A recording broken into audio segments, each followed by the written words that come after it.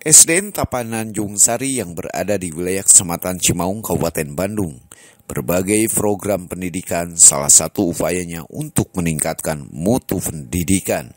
Selain itu, semua stakeholder yang ada terus berupaya meningkatkan inovasi sekolah. Ini kami melaksanakannya semaksimal mungkin dalam rangka mewujudkan program dari pemerintah tersebut. Di antaranya seperti program Bupati dengan adanya 3, yaitu misalnya program guru ngaji, meningkatkan muatan lokal, dan program mulok.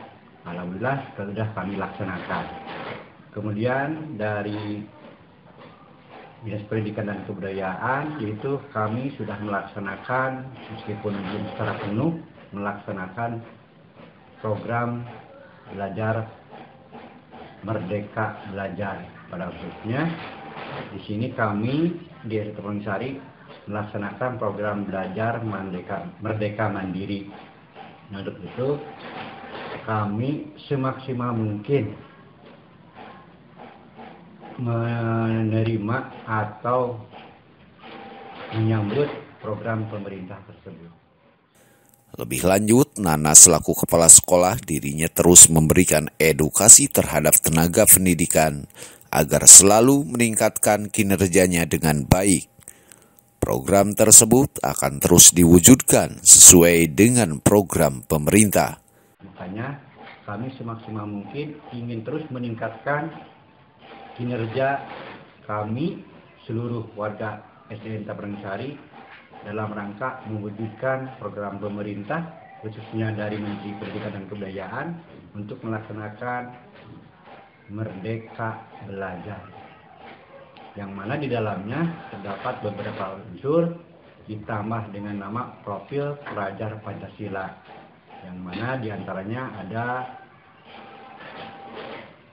bergotong royong, kebinekaan, kreativitas, dan mandiri. Mudah-mudahan seluruh program yang dicanangkan oleh pemerintah kami bisa mewujudkannya.